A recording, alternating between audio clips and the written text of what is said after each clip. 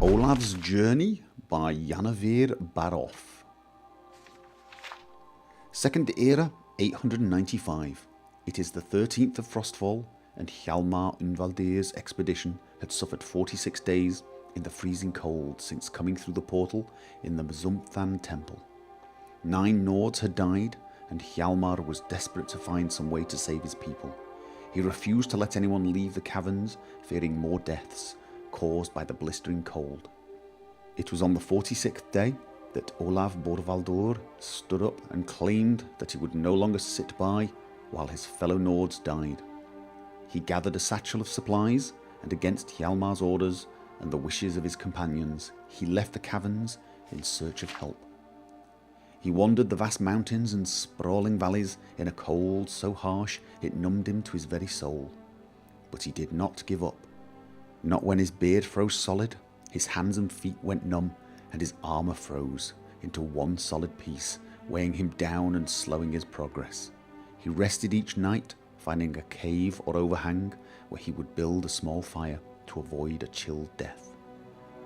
For 4 days and 3 nights he wandered like this, fueled only by the thought of saving his people and ending their misery.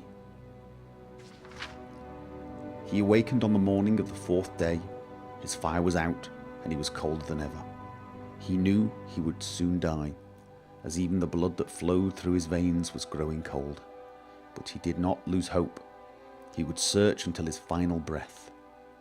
He left the small inlet that he had camped in and began his progress north. The day grew older, and he wandered through a blizzard so fearsome he could see no more than 10 feet in front of him. His progress slowed to a painstakingly slow crawl, and he knew death was near. Suddenly he heard from above a mighty roar.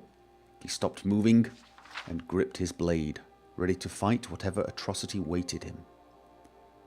He had not yet encountered a single wild animal and had no idea what to expect. Again he heard the roar, but there was something odd about it. He began to feel not fear or readiness to fight to the death, but comfort. He saw the outline of something pass above him, and upon looking back down noticed the blizzard was clearing up.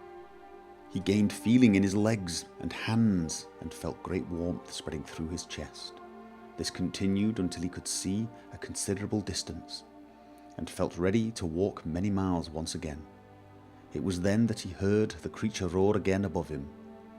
He looked up to see a great dragon, a creature he had only heard of in legends, hovering above him. It seemed to be waiting for him to follow it, and so he did.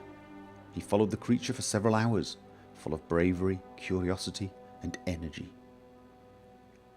Finally they arrived at their destination, an immense structure that appeared ancient in build, yet of dramatically different architecture than Mzumthan. The creature disappeared into the building above, and Olav gladly opened the large doors and went inside, away and from the cold. He wandered inward, feeling the air gradually grow warmer around him, until he arrived in a vast chamber. In the centre of the chamber rested the great dragon, waiting for him. He approached it, and when he came to rest a few feet from it, it spoke. The dragon said its name was Akrimving, and that it was sent by shore to save the dying Nords. It was the guardian of the island and all who inhabit it. Akrimving saw in Olav great bravery and leadership, and said he must lead the people. Hjalmar was not worthy. He was corrupt, and even though what the dragon said was in the ancient dragon's tongue, Olav understood. The mighty dragon roared onto its hind legs and tore its heart out of its chest, imbuing it with some of shore's mighty power. The heart became rock hard, and as the dragon handed Olav the stone heart, it muttered its final words. Ak hin from, krill bron. Guide your kin, brave Nord. And with that, a great light shot out of Akringving, blinding Olav. When he regained his vision moments later, the dragon was gone. He knew what he had to do. He put the heart in his satchel and began the journey back to the caverns.